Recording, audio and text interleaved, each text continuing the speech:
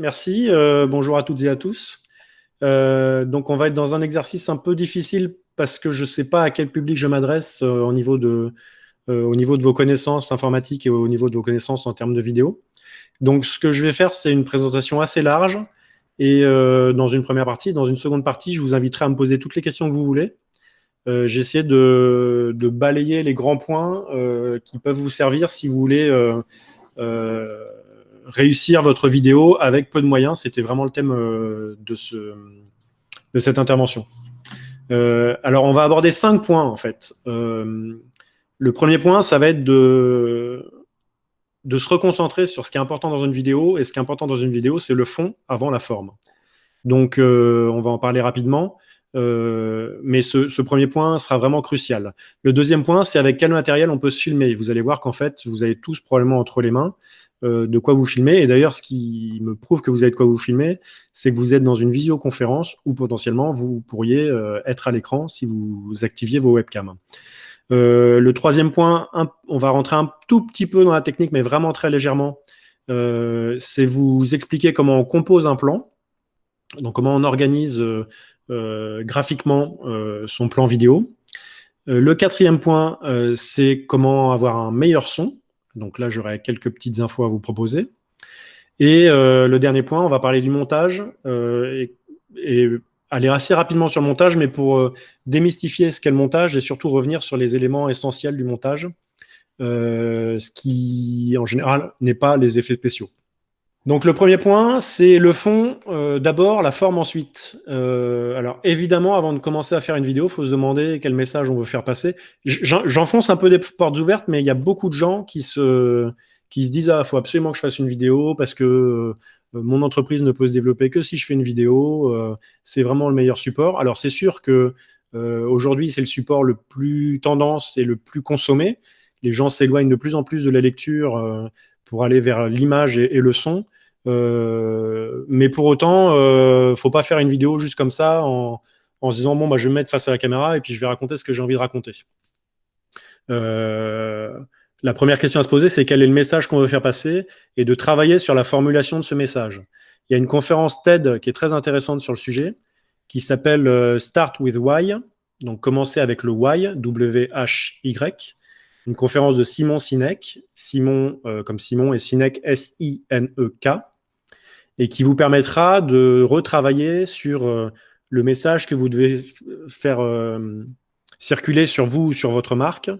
Et l'idée, c'est quelles sont les causes que je défends, quelles sont les valeurs que je veux mettre en avant, pourquoi je me lève le matin et pourquoi les gens devraient en avoir quelque chose à faire. Et en fait, si vous répondez à ces questions-là, qui sont donc des questions un peu plus vraiment sur votre raison d'être, vous commencez à avoir du contenu qui peut mériter d'être dans une vidéo. Mais si vous ne réfléchissez pas à ça en amont, vous risquez de faire quelque chose qui va passer dans les oubliettes des centaines d'heures de vidéos postées tous les jours sur les différents réseaux. Une bonne façon de se dire comment ma vidéo va être intéressante, c'est de se poser la question, comment ma vidéo va capter l'attention des gens, c'est de se poser la question de la valeur qu'on va apporter aux gens. Donc, ceux qui sont ici et qui s'imaginent qu'ils veulent faire des vidéos commerciales pour développer leur activité, je vous recommanderais plutôt d'abord de vous demander, plutôt que de faire une vidéo qui dit je vais dire que je vends ci et je vends ça, et puis comme ça acheter mon produit, c'est peut-être plutôt de réfléchir à votre contenu dans votre domaine d'activité et de vous dire qu'est-ce que je peux faire comme vidéo qui peut apporter de la valeur aux gens, qui permettrait de me faire connaître et qui leur donnerait peut-être envie de travailler avec moi. C'est ce que je suis en train de faire actuellement. J'ai passé un peu de temps à préparer ce rendez-vous. Je passe un peu de temps à vous apporter de la valeur sur comment réaliser des vidéos. Pourquoi pas, peut-être que des gens parmi vous seront convaincus par ce que je raconte et se diront « Bon, ok, j'ai appris des trucs, mais je veux quand même aller plus loin, donc je vais appeler Benoît ». En tout cas, c'est probablement la meilleure façon de faire si vous êtes dans le cadre d'une vidéo publicitaire au sens très large. Donc, ce n'est pas forcément pour vendre des produits, mais pour pousser les gens à l'action. C'est toujours bien de leur apporter un peu de valeur. Et après, avant de se lancer dans faire une vidéo, toujours se poser la question de qu'est-ce qu'on va raconter. Donc, qui, quoi, où, quand, comment.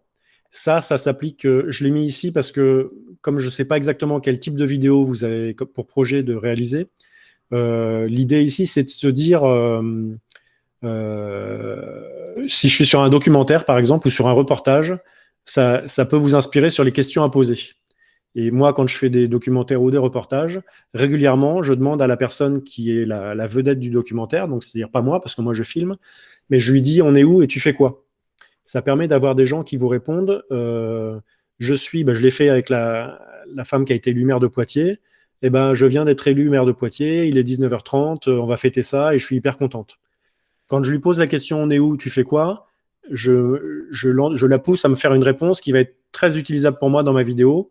En l'occurrence, là, c'est dans une vidéo plutôt documentaire, mais c'est un peu la même chose quand on va, si c'est des vidéos qui sont sur les autres, et même si c'est des vidéos qui sont sur vous, c'est les premières questions auxquelles répondre. Donc, je suis Benoît Dujardin, je vous accueille depuis chez moi dans une visioconférence. Ce qu'on va faire aujourd'hui, c'est parler de la vidéo et je vais vous donner 5 conseils pour réussir une vidéo avec peu de moyens. Et voilà, c'est parti pour la présentation. Vous voyez que là, j'ai répondu à qui, quoi, où, quand, comment. Et avant de passer donc à la partie suivante qui va plutôt attaquer la forme, je vous propose de regarder une vidéo que j'ai réalisée, que j'ai utilisée pour une startup qui avait besoin de présenter ses produits. Cette vidéo a été réalisée sur l'île d'Oléron, dans mon lit le matin, alors que mon neveu venait jouer avec mon smartphone. Tu joues à quoi, Paul? Un jeu de lecture. Trouve la fiole. ID. Cache ce qui fait I. Que reste-t-il? Il reste D. Éclate le nombre de ballons correspondant au nombre de syllabes dans éléphant.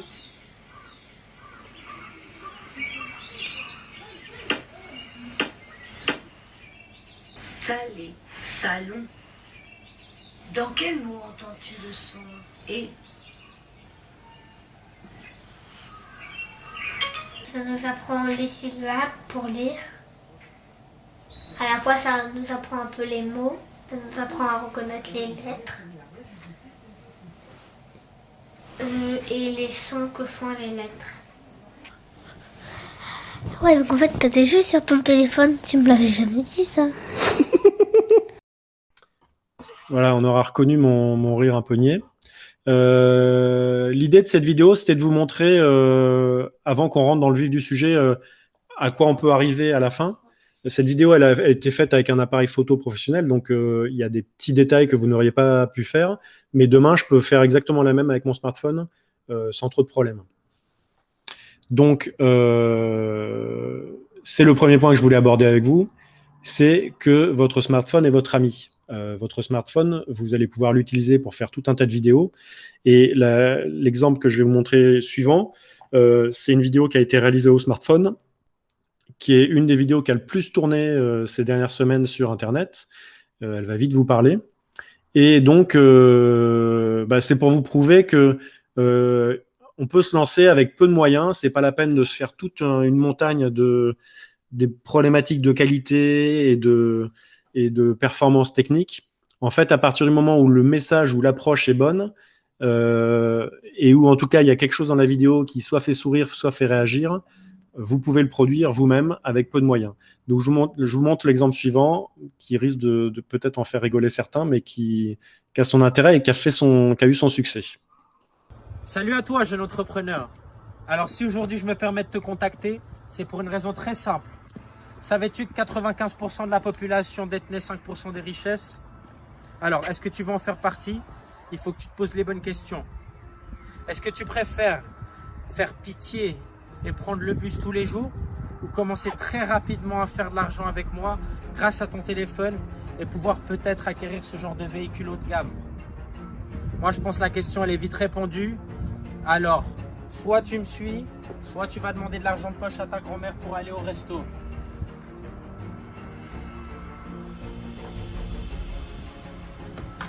Avec moi, c'est comme ça que ça marche, ok? Merci bien pour les ballons. Super, hein? C'est pas mal, le verre, hein?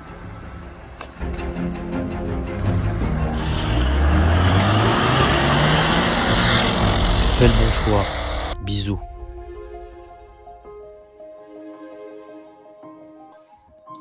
Bon, dans cette vidéo, vous avez vu, il y a tout, hein. Il y a tout ce qu'il faut pour faire une super méga vidéo. Plus sérieusement, je voulais vous montrer cet exemple parce qu'elle a fait beaucoup de buzz. On en parle encore. C'est toujours pas très clair si c'est une pure arnaque ou s'il y a vraiment un concept. On va avoir une surprise marketing dans les semaines qui viennent.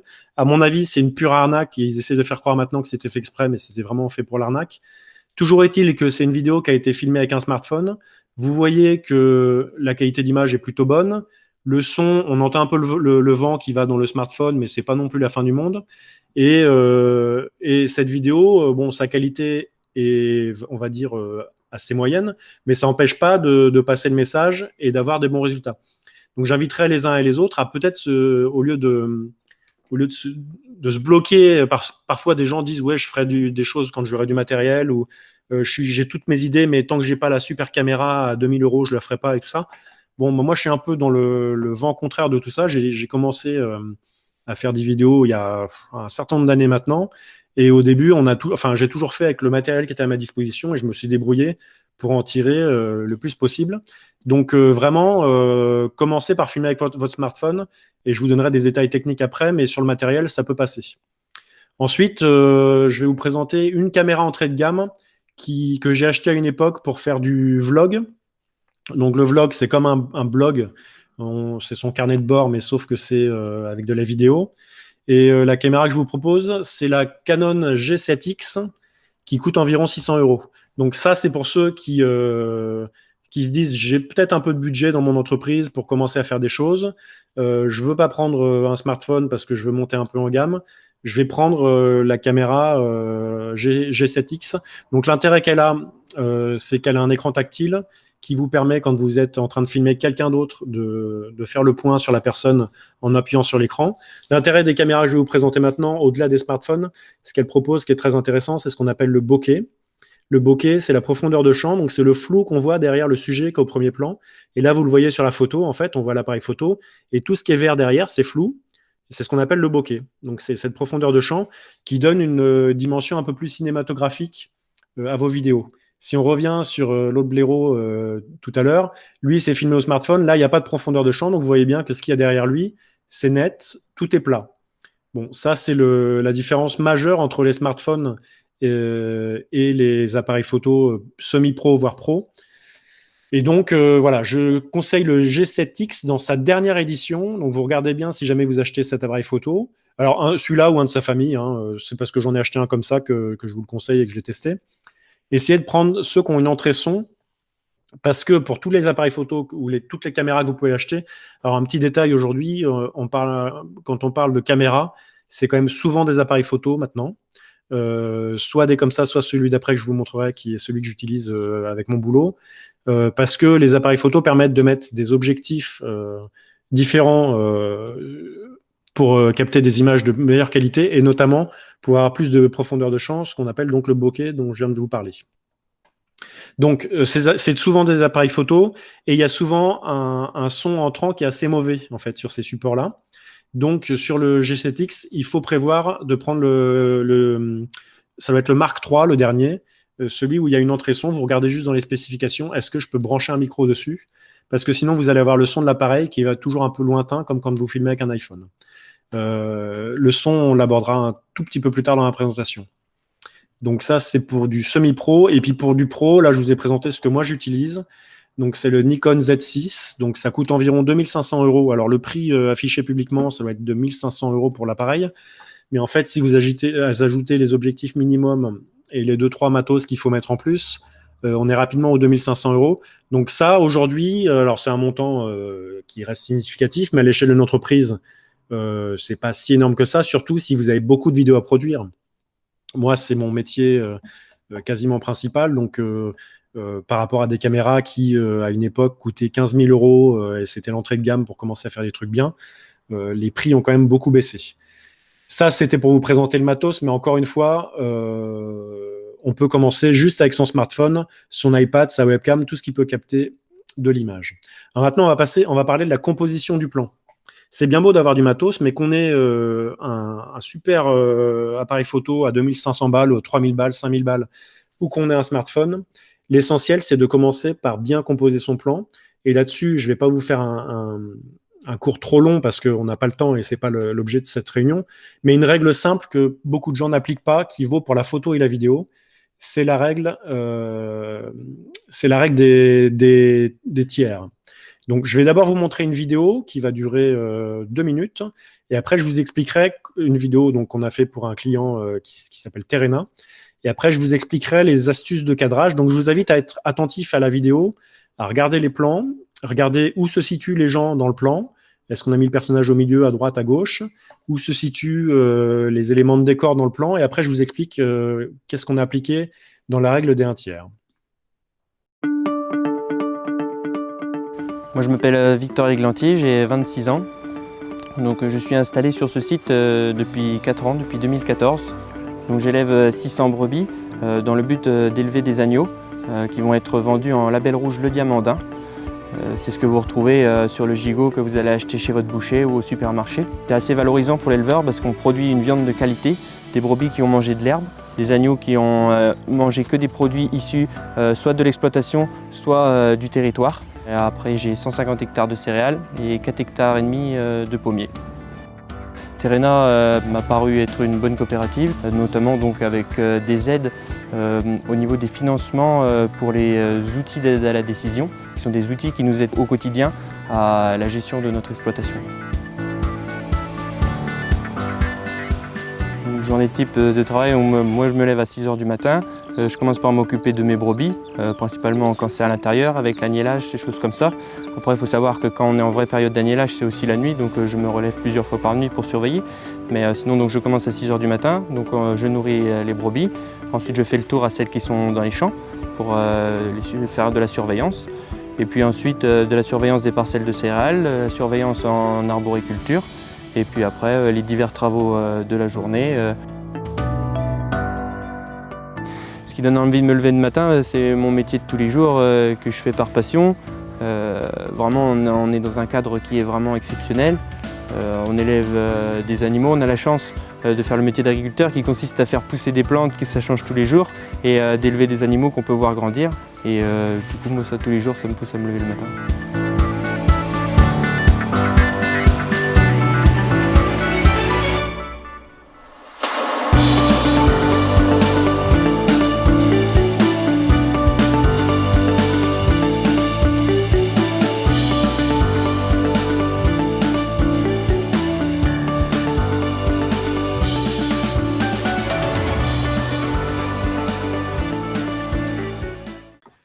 Voilà, donc vous voyez, la question, elle n'est pas très vite répondue sur ce coup-là, mais par contre, il y a des éléments sur lesquels j'aimerais vous interroger. Et juste avant de passer à la règle des tiers, est-ce que je peux avoir un peu d'interaction? Est-ce que certains d'entre vous connaissent la règle des tiers sur le cadrage? Et est-ce que vous avez remarqué, qu'est-ce que vous avez remarqué dans la composition de cette vidéo? Est-ce qu'il y a des éléments qui vous ont frappé ou qui ont attiré votre attention? La règle des tiers, vous connaissez? Alors moi, pas du tout. En revanche, j'ai remarqué que le monsieur prenait peut-être un tiers de l'écran. Il y avait un logo. Oui. Oui, donc le monsieur sur un tiers, le logo sur un second tiers et le texte que tu rajoutes sur le troisième tiers. Voilà, c'est ça. Donc, tu as mis le doigt sur l'essentiel. S'il y en a d'autres qui veulent intervenir, vous pouvez. Sinon, je reviens sur la présentation. En fait, alors, il faut savoir que au moment aujourd'hui, maintenant, quand on tourne des vidéos pour Momentum Production, on fait même plus trop gaffe à cette règle des tiers. Et quand j'ai sorti cette vidéo pour démontrer la règle des tiers, j'étais agréablement surpris qu'on la respectait naturellement. Donc, la règle des tiers, c'est que vous avez souvent sur certains appareils, même, je crois même sur l'iPhone, parfois on peut afficher une grille. Vous avez souvent cette grille-là, tout le monde la voit bien, vous me dites dans le chat.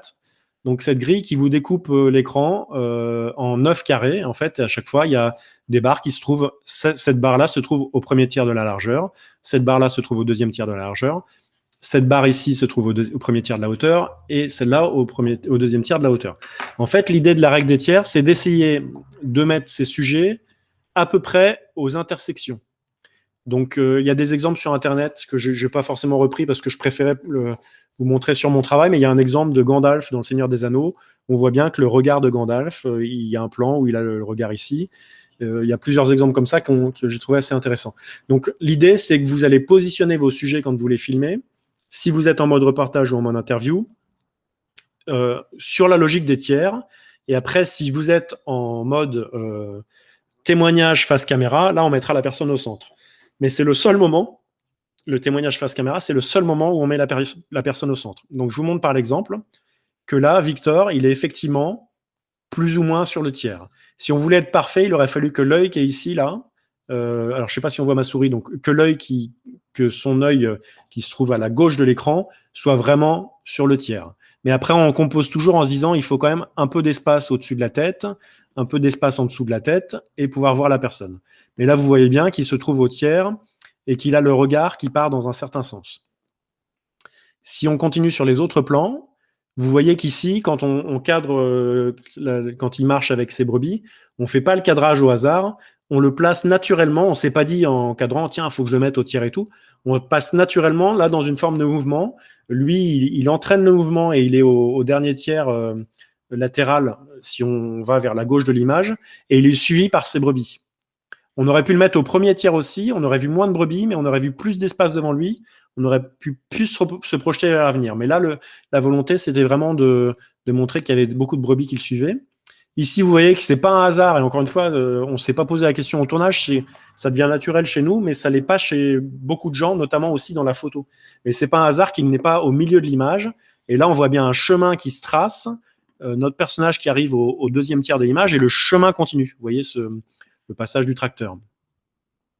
Et puis, ça s'applique ici. Vous voyez que sa main est à un tiers et son menton est à un autre tiers en bas de l'image.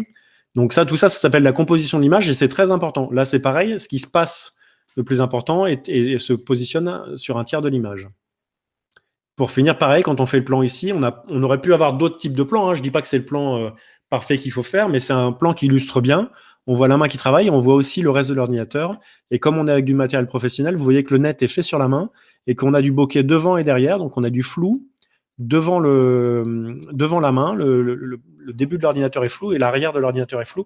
Ça, c'est plutôt avec du matériel professionnel. Mais même si on n'avait pas de matériel professionnel, avec un iPhone, on aurait fait le même cadrage. Donc, ce n'est pas parce que vous n'avez pas le matos des pros que vous ne pouvez pas vous mettre en place comme les pros. Après, il y a quelque chose qui est important, c'est le sens du regard.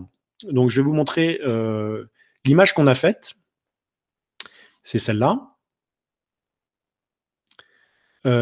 Et qu'est-ce que ça aurait fait si on l'avait mis dans l'autre sens? Alors, on ne l'a pas fait en l'occurrence, donc j'ai juste fait une rotation de l'image pour vous montrer une autre valeur du plan. Donc, est-ce que je vais vous repasser la parole? Vous regardez bien ces deux plans. Le premier. D'ailleurs, je peux vous passer la parole pendant qu'il y a le PowerPoint, je suis bête. Quelqu'un saurait me dire qu'est-ce qu'il ressent comme différence de sens, au sens quel sens ça a, quel message ça fait passer entre le plan 1 et le plan 2. N'hésitez pas à prendre la parole. Qu'est-ce que vous voyez de différent pour vous? Qu'est-ce que ça vous inspire? Moi, j'ai l'impression que sur le plan 2, on est sur le passé. Tu as tapé dans le mille, voilà, c'est tout à fait ça. En fait, et vous le verrez aussi sur des affiches, les affiches politiques notamment, le regard est toujours dans ce sens-là. Il regarde vers l'avenir. Pourquoi c'est l'avenir pour nous? Parce que quand on est en France, on lit de gauche vers la droite. On regarde un écran depuis le haut à gauche jusque le bas vers la droite. Donc là, il a le regard vraiment vers l'avenir. Et vous voyez à la télé, sur des docus, souvent quand des documentaires ou des émissions, mais souvent quand on se projette vers des projets nouveaux et tout ça, on a des plans comme ça. Et puis il y a des docus où c'est très marqué, ils reviennent sur des faits historiques et ils sont tous comme ça. Ils regardent vers le passé en fait. Ils regardent vers l'arrière. Et c'est pareil en fait. Imaginez-vous, je vous ai dit le gauche vers la droite. Si on avait une échelle de temps en bas de l'image, il est évident que l'année 1900, elle serait sur son épaule et l'année 2000, elle serait sous Terrena. Ça serait dans ce sens-là, ce serait pas dans l'autre sens. C'est une norme pour tout le monde. Et ben c'est pareil en fait pour le positionnement du regard.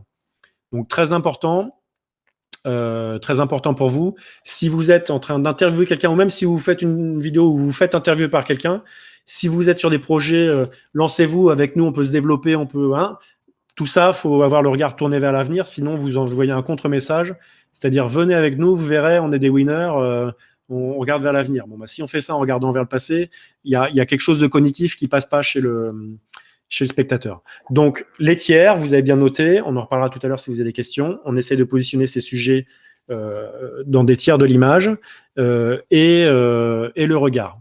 Dernier point aussi, c'est que là, le regard, vous voyez, comme il est au premier tiers, non seulement il regarde vers l'avenir, mais c'est dégagé à côté de lui. Donc, on a de la place pour soit de l'habillage, soit des choses comme ça, ou aussi pour de l'imaginaire, en fait, pour laisser passer des choses. Voilà. Le point suivant, c'est la lumière.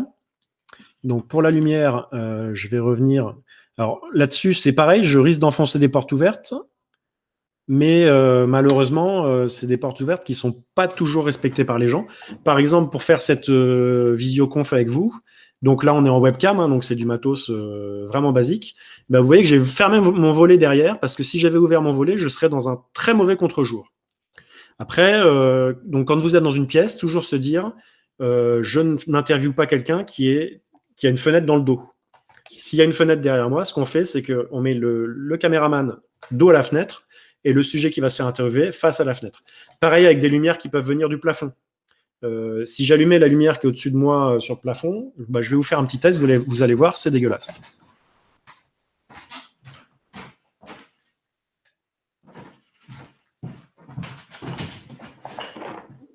Voilà. Vous voyez que d'un coup, j'ai la lumière sur le front, j'ai des ombres vraiment pas belles sur tout le visage.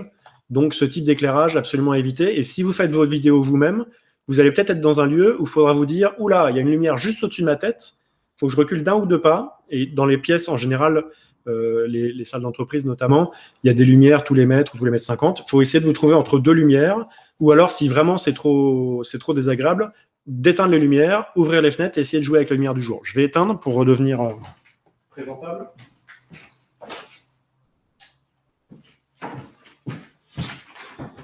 Et vous voyez comment, ici, avec la webcam de mon Mac, qui n'est pas un Mac très récent, hein, il a 5 ou 6 ans, en ayant fermé le volet et en ayant éteint les lumières, j'ai plutôt un bon retour. Ici, vous voyez que j'ai la lumière de la fenêtre, donc la lumière du jour, et j'ai débouché un peu avec une lumière complémentaire. Donc, c'est une lumière comme celle-ci. Alors ça, je ne saurais plus vous dire le coût, mais je crois que c'était pas très cher. C'est du Vide Pro. Il me semble que j'ai dû payer ça 50 €, ce qui, au niveau professionnel, n'est pas très cher. Et en fait, regardez, ici, bon, il va vous dire bonjour parce qu'il dormait. Voilà, tu vas te coucher, Marty, s'il te plaît. Et donc, pour déboucher, ici, voilà, vous voyez, là, j'ai plus de lumière. En fait, j'avais ajouté ce petit spot que j'ai mis ici. Et en faisant ça, alors ça fait un peu de reflet dans mes lunettes, mais en faisant ça, vous voyez que j'ai vraiment débouché mon image sur mon côté. Et je vais vous remontrer, je vais prendre quelque chose pour masquer. Voilà, donc vous voyez que si je masque la lumière complémentaire, eh ben, je suis beaucoup plus sombre. Et là, ça me ramène quand même du visage. Je suis plus éclairé de ce côté-là parce que la lumière du jour est plus forte que la lumière que j'ai rajoutée. Mais vous pouvez donc avoir ces petits spots. L'intérêt de ces petits spots, c'est qu'on les allume et on peut régler la puissance.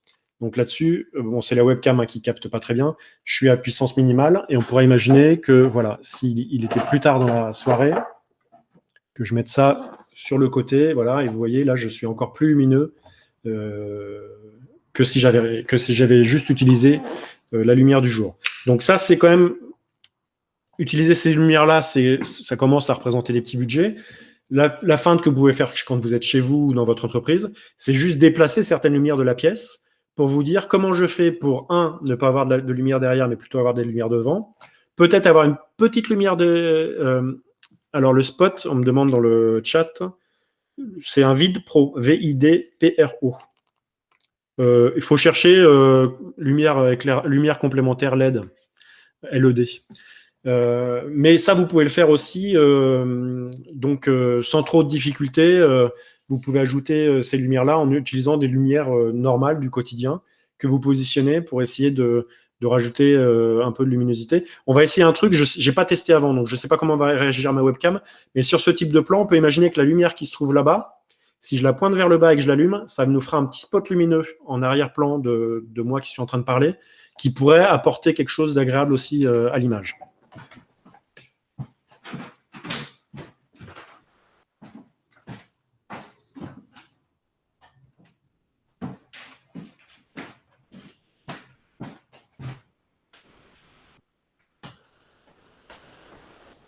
Bon, là, en l'occurrence, c'est trop violent.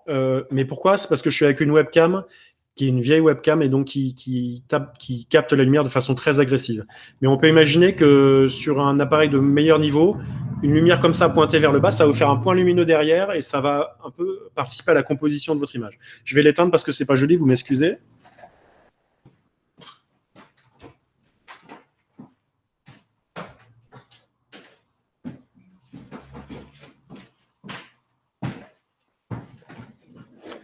Voilà, donc la lumière à gérer donc avec les moyens de chez vous. Et puis un dernier point sur la lumière, c'est qu'on peut utiliser des réflecteurs. Donc il y a des réflecteurs professionnels. Un réflecteur, c'est vous en voyez parfois dans les films ou dans les photos, un grand truc blanc qu'on met pour utiliser, si j'en avais un ici par exemple, la lumière du soleil viendrait se refléter sur le réflecteur et m'éclairerait cette partie du visage.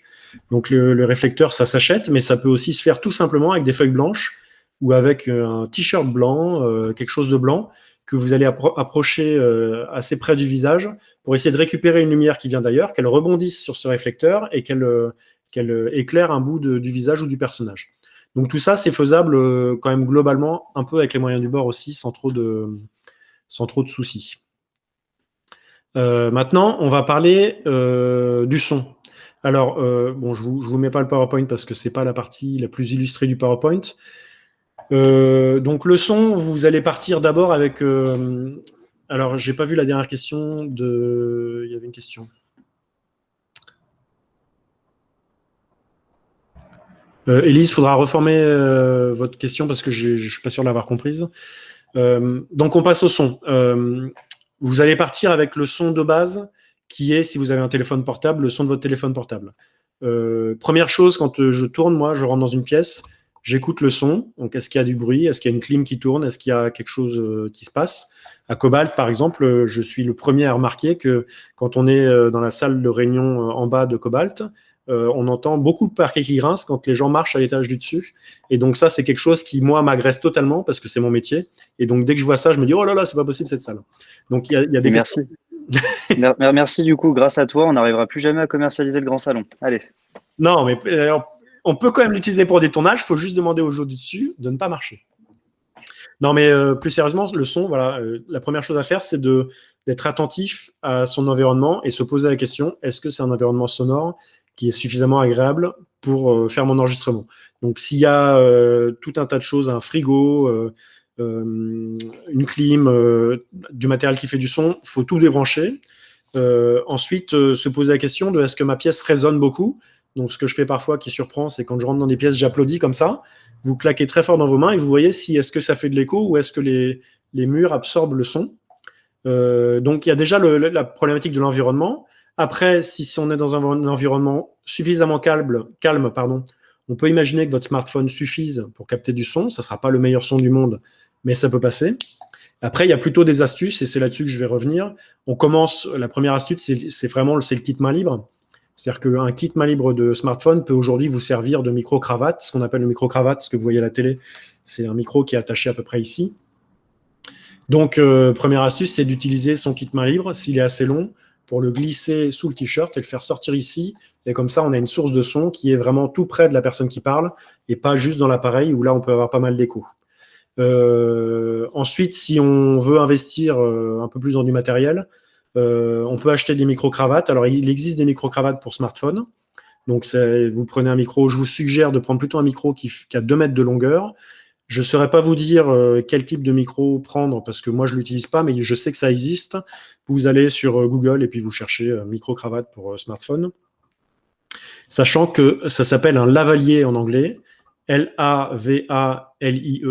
Donc, si vous voulez être sûr de bien trouver, vous cherchez lavalier for smartphone, par exemple, donc lavalier pour smartphone, et ça vous proposera beaucoup d'options. Donc, je vous suggère de prendre quelque chose qui fait au moins 2 ou 3 mètres de long, parce que si vous filmez quelqu'un ou quelqu'un vous filme, il faut que vous puissiez avoir un peu de recul, et que donc le fil parte du smartphone, aille se mettre sous le vêtement de la personne et revienne à peu près au niveau de son cou. Et puis le dernier matériel que je voudrais vous suggérer, c'est un micro. Donc là, c'est plus si vous allez faire régulièrement des vidéos et que vous êtes dans une entreprise qui peut se permettre d'investir un tout petit peu dans du matériel. Donc, ce que je vous proposerais, c'est le meilleur, à mon avis, du marché à ce prix-là aujourd'hui.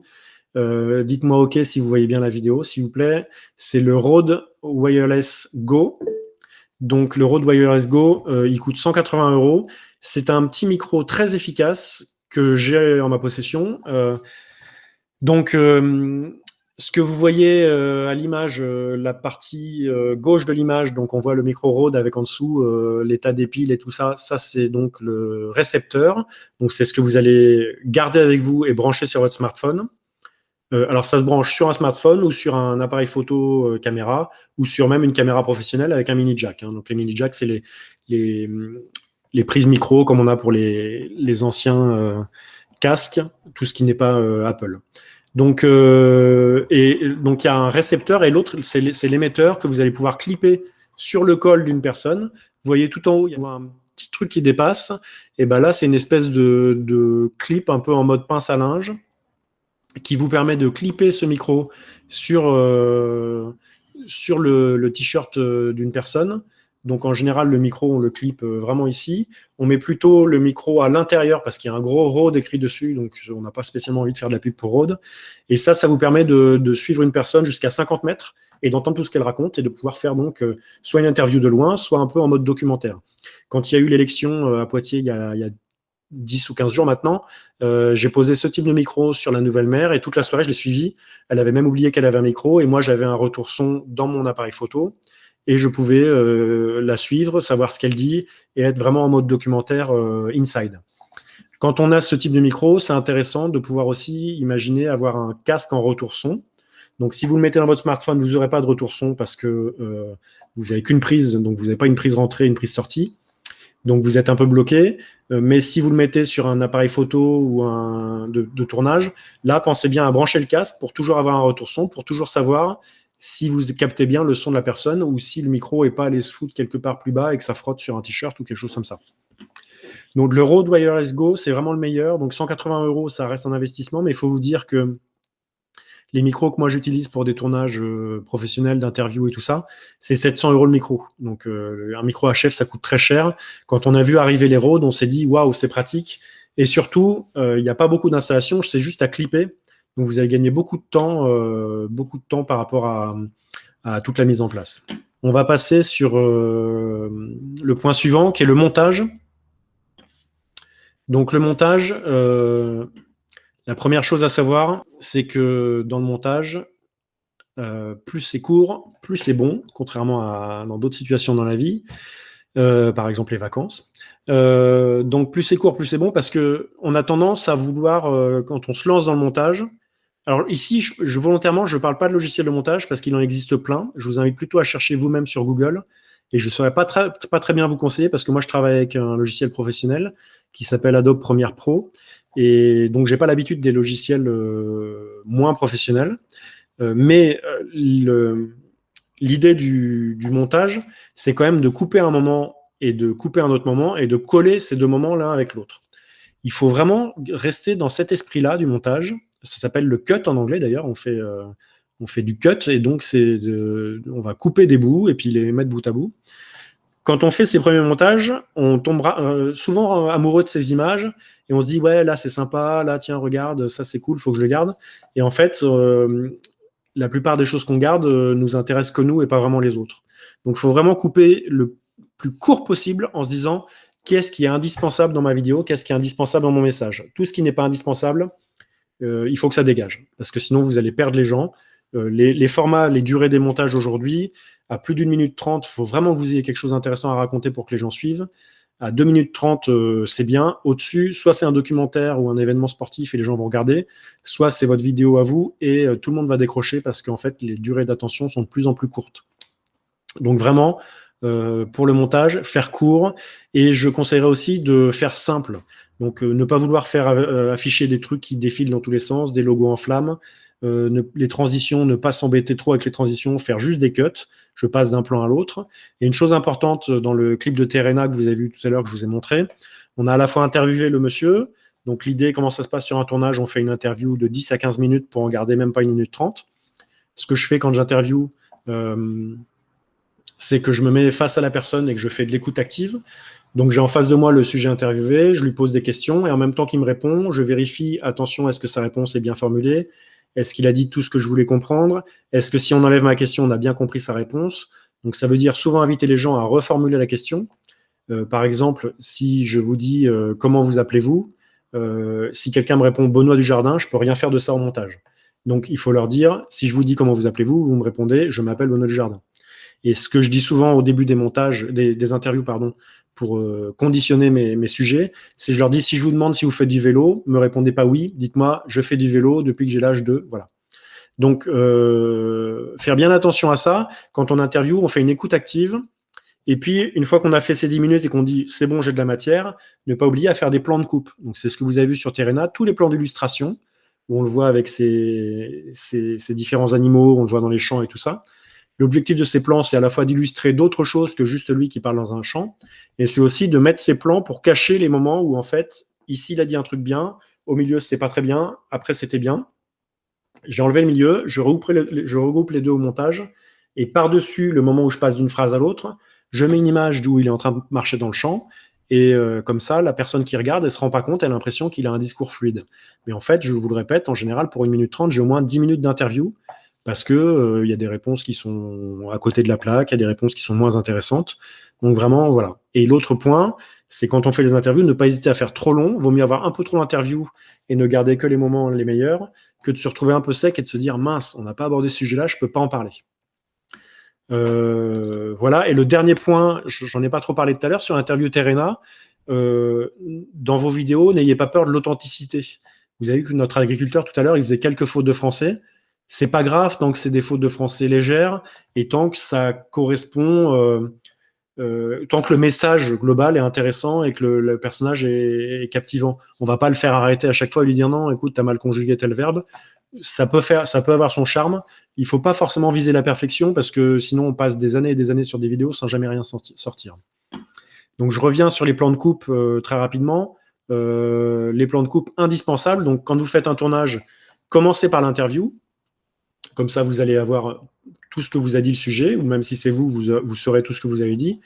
Et après, vous pourrez vous dire, OK, on a parlé de ça, ça et ça, comment je l'illustre? Qu'est-ce que je vais filmer pour illustrer qu'il m'a dit qu'il marchait dans son champ avec ses chèvres? Je vais lui demander de marcher dans son champ avec ses chèvres. Et dans ce cas-là, ce qui passe sur le tournage, c'est qu'on dit aux gens, vas-y, est-ce que vous pouvez marcher dans le champ avec les chèvres? Si pour vous, c'est une vidéo de vous sur votre activité, peut-être vous avez fait votre interview et après, vous allez vous filmer en train d'écrire des trucs sur une feuille, de montrer un écran parce que des fois vous interagissez avec l'ordinateur, d'être au téléphone, enfin voilà, il peut y avoir tout un tas de plans d'illustration et c'est important parce que donc ça permet au montage d'être plus fluide et ça permet aussi de renforcer le message. Si je suis en train de vous dire que mon métier c'est d'agiter beaucoup les mains, et si je vous le dis en agitant beaucoup les mains, le message il passe plus que si je vous dis juste mon métier c'est d'agiter beaucoup les mains. Voilà. Donc si on peut avoir des images qui illustrent tout ça, c'est pas plus mal. On est bientôt au bout de la présentation. Le dernier point que je vais aborder, c'est l'idée des sous-titres. Alors, les sous-titres, vous l'avez vu, non, il n'y en avait pas tout à l'heure sur le clip de Terena. Les sous-titres, ça devient de plus important parce que les vidéos que vous allez faire, j'imagine que ça peut être pour diffuser sur YouTube, sur Facebook, sur différents réseaux sociaux.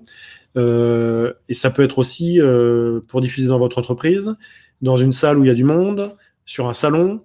Et donc, dans tous ces environnements-là, en fait, on constate que les vidéos ne sont pas entendues parce qu'il y a du bruit ailleurs. Et donc, il est important de les sous-titrer pour qu'elles soient accessibles à tous et toutes. Et il faut que vous ayez une stat importante en tête, c'est que sur les smartphones, par exemple, 70% des vidéos regardées sont regardées sans le son. Donc, si vous n'avez pas de sous-titres, en fait, vous allez passer entre les gouttes et ça ne va pas le faire. Donc, je vous montre vite fait ce que ça donne sur notre agriculteur. Au passage, vous notez que donc, je ne peux plus respecter la règle des 4 tiers parce que je suis passé en mode carré, mais j'ai quand même choisi au cadrage. Donc, sur ce type de montage, j'ai gardé mon image qui est en 16/9 et je l'ai mise dans un banc de montage qui est carré, mais j'ai gardé un cadrage où je laisse un peu Victor sur le côté pour dégager sur sa gauche à lui et sur notre droite à nous à l'écran. Moi, je m'appelle Victor Eglantier, j'ai 26 ans. Donc, je suis installé sur ce site depuis 4 ans, depuis 2014. Donc, j'élève 600 brebis dans le but d'élever des agneaux. Ouais. Voilà, je ne vais pas vous remontrer tout le clip. L'idée du sous-titrage, c'est de respecter au plus près ce que dit la personne, mais c'est pas forcément de faire de la retranscription. C'est-à-dire que s'il y a des phrases qui sont mal formulées à l'oral, par contre à l'écrit, ça passera pas du tout qu'elles soient mal formulées. Donc je vais vous suggérer de reprendre la phrase et de la formuler mieux à l'écrit sur les retranscriptions. Et puis après, sur certains points, on peut une phrase qui est un peu trop longue, on peut résumer un peu le message pour pas trop intoxiquer les gens qui vont lire les sous-titres et aller plus au but de la vidéo. Donc vous voyez là, je reviens sur ce passage. Vous voyez que tout ça c'est des plans de coupe. Il est en train de parler et on a filmé. Là, c'est au drone. On a filmé différents moments pour pouvoir interrompre, illustrer et puis monter toutes nos images. Donc c'est le dernier point que je voulais aborder. Avant qu'on passe aux questions-réponses. Et en fait, donc je vous remercie pour votre attention. Il y a quand même une dernière chose que je voudrais dire et que je n'ai pas pu mettre dans ces 5 points, qui étaient en fait beaucoup plus que 5, mais on a essayé de trouver un format avec Anthony pour être plus lisible. Le dernier point, c'est la musique. C'est une question que beaucoup de gens se posent. Donc il est interdit d'utiliser des musiques dont vous n'avez pas les droits, c'est-à-dire toutes les musiques. Et vous allez être sanctionné par les réseaux sociaux si vous utilisez une musique connue qui ne vous appartient pas. Donc le conseil dans ces cas-là, c'est d'aller sur les librairies de musique libre de droit. Donc il y en a une YouTube et une Facebook. Donc vous cherchez dans Google YouTube Audio Library, donc comme une librairie en anglais, et Facebook Audio Library. Et ça va vous allez arriver sur des sites où il y a tout un tas de musiques libres de droit dans lesquelles vous pouvez choisir celle qui vous convient le mieux. Et vous pouvez donc télécharger la musique et l'utiliser sans limite. Et si vous ne trouvez pas votre bonheur là-dedans, il y a un site qui vend de la musique à des prix tout à fait raisonnables, entre 10 et 50 € selon les types de musique, qui s'appelle Audio Jungle, donc la jungle audio, AUDIO-JUNGLE, Audio Jungle. Donc ça peut être aussi une source d'approvisionnement pour vous assez intéressante en termes de musique. Voilà, j'en ai fini. J'imagine qu'Anthony va reprendre un peu la main. Et si vous avez des questions, je suis prêt à répondre à toutes vos questions. Alors du coup, oui, merci Benoît. Ton intervention, c'était très clair. Je pense qu'on a tous au moins appris 5 choses différentes. Et Valérie, je vois Valérie hocher de la tête. Donc, c'est une très bonne chose. Maintenant, on saura que pour le SPN, quand on aura des vidéos à produire, il faudra penser à mettre des sous-titres. Donc ça, maintenant, tu me l'as dit il y a quelques temps déjà maintenant. Donc ouais, encore une fois, merci à toi. Donc, s'il y a des questions, c'est le moment c'est le moment à tous de les poser. C'était pour savoir si, c'était au début de ton intervention, tu parlais de vidéos avec PowerPoint. On peut insérer des vidéos dans un PowerPoint? Alors oui, moi j'utilise, je suis sur Apple, donc j'utilise Keynote, mais j'imagine que c'est pareil, donc c'est l'équivalent Apple de PowerPoint. J'imagine que c'est pareil sur PowerPoint, donc vous pouvez très bien avoir vos vidéos que vous insérez dans votre PowerPoint.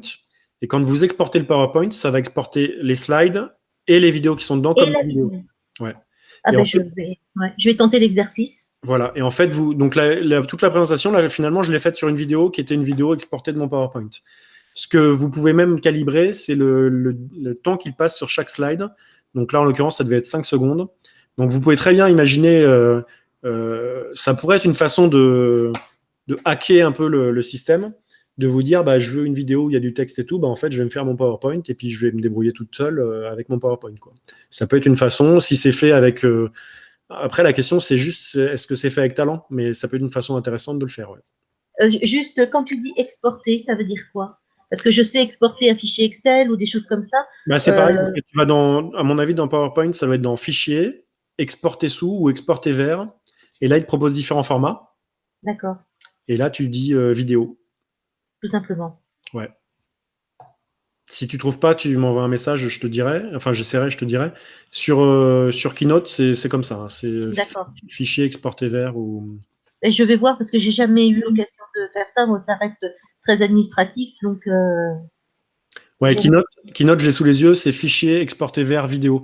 Donc ça va être pareil sur PowerPoint. D'accord. Et vous m'avez vu le faire ce soir, hein, donc ça prend un peu de temps à l'export, mais en fait, c'est très pratique. Inam, Louise, Ludovic, Quentin, Trésor, vous avez des questions? Ça fait longtemps que tu m'as pas appelé comme ça. Non, toi, c'est mon petit Trésor. Oui. Alors bonjour, c'est moi Trésor en fait. Je ne sais Bonjour, pas si Trésor. vous m'entendez, vous me voyez. Oui, Salut on Ludivine. ne voit pas, Trésor. Bonjour Valérie. Alors j'ai une petite question pour vous, Benoît.